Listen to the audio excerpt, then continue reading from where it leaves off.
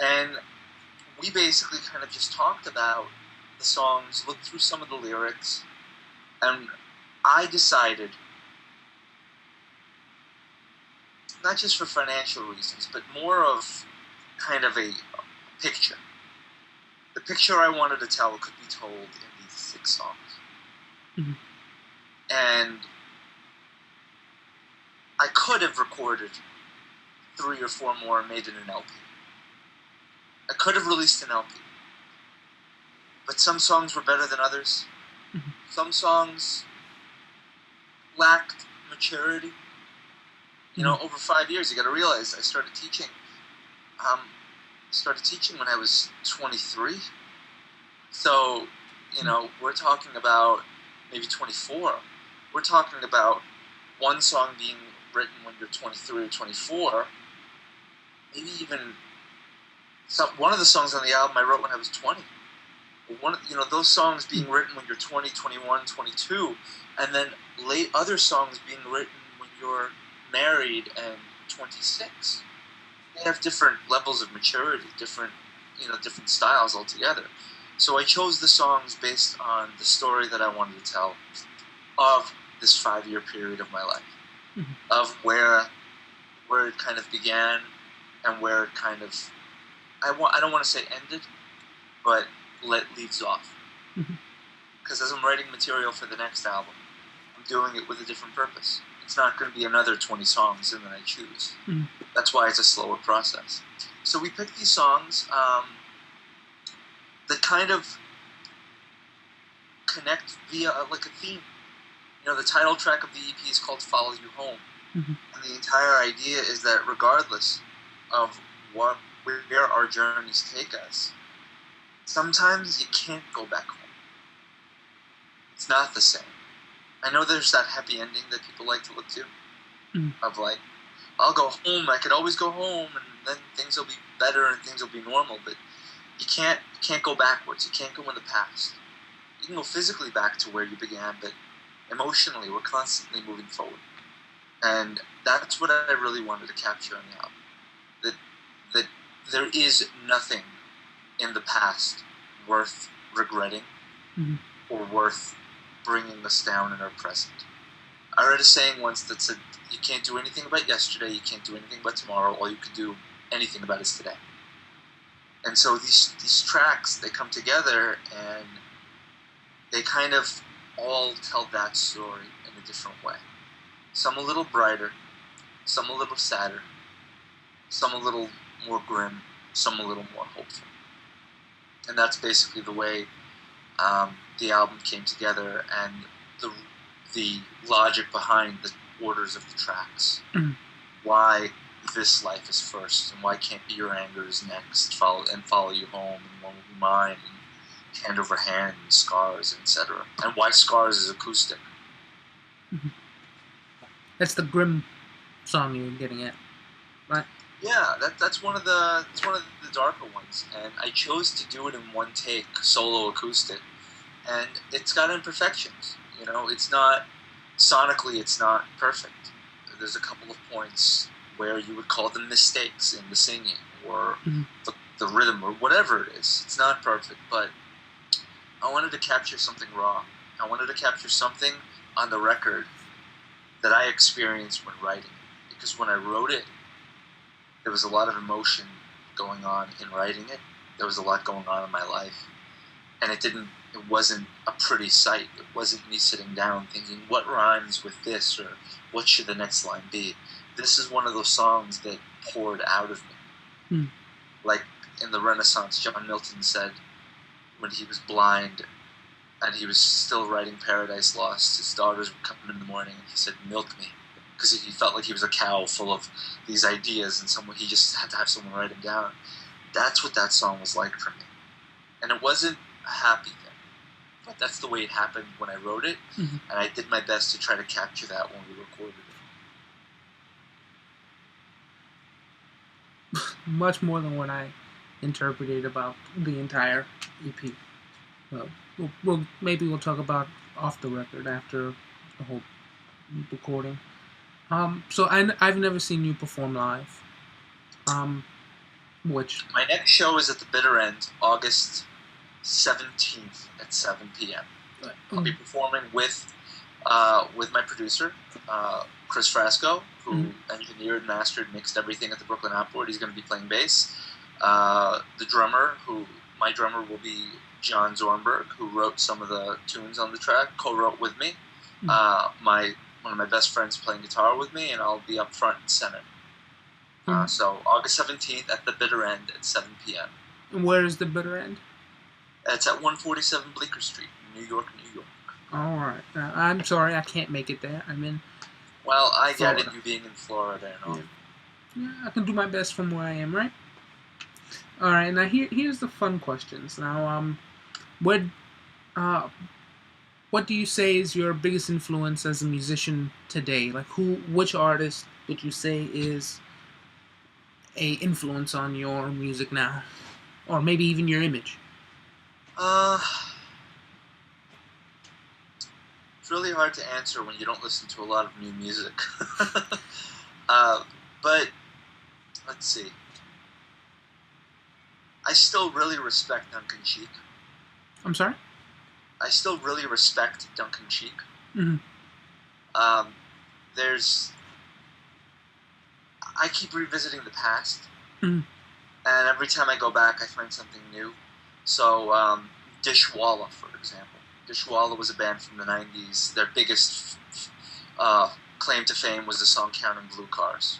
Tell me all your thoughts on God, because I really want to meet him. And that album in itself has some very powerful tracks. So I find myself revisiting those albums. Revisiting Nirvana's Bleach, 1989, 1990. Listening to Kurt Cobain pour out his heart and just this visceral, guttural piece of emotion with nothing more than two notes, just on a distorted guitar. So I'm always looking for that less is more. Contemporary-wise, I'd say I try to listen to what I like and figure out why I like it. I really like Macklemore's new album. The Heist? The Heist. And I don't like every track on it, but there's something about it. And for him, it's the message. You know, I work with a lot of LGBTQ, and there's a song on there called Same Love. And I'm interning this semester specifically at a site that is for the LGBTQ population. And to hear someone in hip-hop speak out against, you know, how we as a society just use the word gay as this negative, that's powerful to me. So for him, it's the lyrics, it's the hook, it's the beat, it's catchy, I hear it. But as far as inspiration is concerned, as far as image is concerned, I can't help but admit that I'm stuck back in the 90s. There's this image of Kurt Cobain, MTV Unplugged, 1994, just a few weeks before he took his own life, wearing this dingy green sweater. I don't smoke cigarettes anymore, but there's that image of him with that acoustic guitar, pained. And it's not that, you know, it's not that I wish that my life were worse in any way. We all have our trials and tribulations. It's just, I value the fact that without pain, sometimes there is no great inspiration. You can get inspiration from other things also, but I connect with that. I connect with how others use pain to create art. And that's really, I think, where my current inspiration comes from. All right. Also plays on with your new career choice going into... Yeah. It all comes full circle. Everything's connected. Yeah. Anyone who tells you it's not is trying to sell you something. Don't buy it. All right. Now, how do you view the current state of the music industry? Oh, it's disgusting. Oh, it is disgusting. I do not want to be a rock star. I repeat, I do not want to be a rock star. I do not want to get an advance from some record company, which is essentially a loan based on the money that they think I'm going to make, dish out percentages left and right for people who are just pushing my name, pay for the venues, be away from my wife for 10 months out of the year, pushing an album, because that's where they make their money, not from album sales, but from performing, and dealing with that, and having the entire world down my throat. I would much rather know that my music was out there, whether it's me just releasing it independently and knowing that I'm constantly releasing music, whether it's every year, every 5 years, once a decade, who cares, or if someone wants to buy a track. So I do some music publishing. So you turn on the radio when you hear Hand Over Hand, and you're like, hey, is this a cover of Hand Over Hand? And it's not. It's the artist who is selling it. It's on their album, and you see my name in a credit somewhere. I'd be much happier doing that. But because if you look at bands like the Beatles and classic rock, Beatles, Stones, Allman Brothers, all of them are hugely influential in my life also. I love all of them. But if you look at artists like those, and if they have to audition for The Voice or American Idol, they would be laughed off stage. They're like, you don't have it. You don't have what it takes. NXS did it a couple years ago. There's no more artistry. There's just a product. It's all a product. And that's why I work full time, and I'm going back to school to change careers, because I want to be happy waking up on Monday morning. And if music is relegated to playing venues in the city and being known by only a few hundred or 1,000 people, then that's the fate that my music will have. But I have no interest in reinventing myself or reinventing my music into some kind of sellable product just so that it meets radio play. Because I don't listen to radio because I don't want to hear the same song 100 times a day. All right.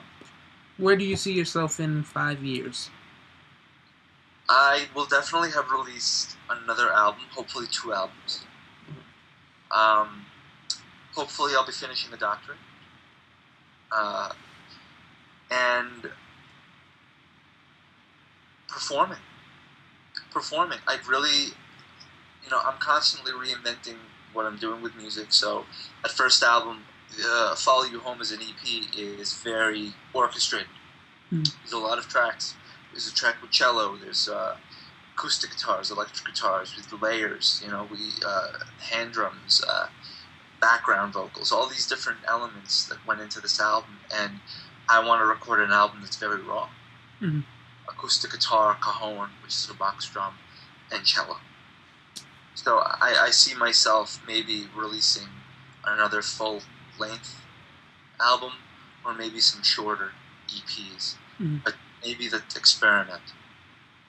Something like Paul Simon, where he constantly reinvents. Every album sounds different. New instruments you can barely pronounce because they're from different countries. I want to elevate that. Maybe collaborate with some musicians. Maybe release an album with a band, because I perform with Dan Samuel and company. Because these are my friends, and they are the company, and they are some of the finest musicians I've ever worked with in my life. But maybe collaborating fully, not just 1 or 2 tracks, but an entire album, and going into the studio and recording it with a collaborator. All right, and okay. If you want to elaborate a little bit more on that, what do you see yourself in 10 years? 10 years from now, you're in a new decade. New decade. I'm going to be 30 this October, so don't remind me. I see myself having music play a bigger role in my career. I'm going to be gigging constantly for the rest of my life. I'll be writing and recording, no matter what. But eventually what I'd really like to do is I'd like to incorporate music into therapy.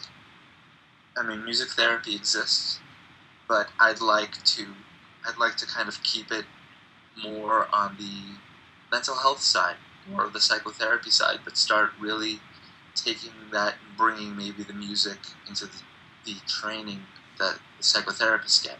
Because the training that music therapists get is way different.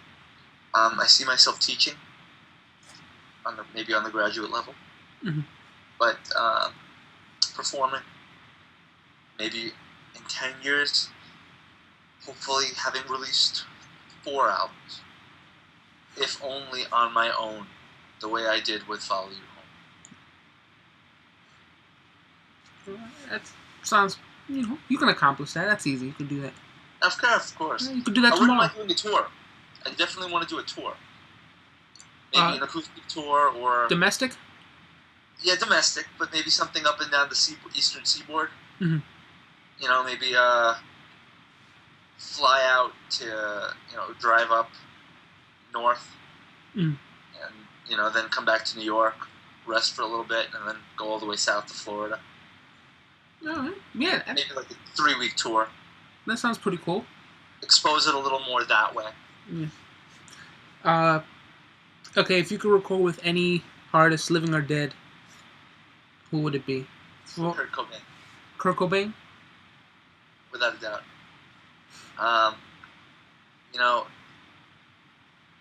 I've had some friends who have flattered me and said that I can emulate his voice pretty well. Like if I'm covering a Nirvana song, they're like, well, you sound kind of like him. And it's pure flattery. I would never compare myself to someone like Cobain. But there are certain things that I've written, and there are times when I listen to some Nirvana, and I wish I could have those pipes. Just that guttural, visceral, primal scream, that just pure heart. And so I would do anything to write with, or to hear his voice on something that I've put words to, or vice versa. Nothing is impossible. Well, they brought Tupac back. I mean, I get that, but that costs a lot of money. You do the cheap version, stand in front of a green screen, and then impose yourself into MTV Unplugged. I could work on it. All right, now we're coming to the end. All right. Pour yourself out. Tell everybody what you have. Your Twitter, if you have a Twitter. Tell everybody about the album, where they can get it, and stuff like that. The album is called Follow You Home. It's available on iTunes for download. You can go to cdbaby.com. If you want a physical copy, you could order a physical copy from CD Baby. Just look me up, Dan Samuel. My Twitter name is at Dan Samuel Music. And Facebook is the same thing. I believe it's facebook.com/Dan Samuel. Let's see, what is it? Yeah, Facebook. And I've got a Reverb Nation page, reverbnation.com/Dan Samuel. All right, now tell everybody out there good night or good evening. Tell everybody out there goodbye. Goodbye, all. Thank you for the opportunity to interview. All right. Listen, thank you very much. No, thank you. I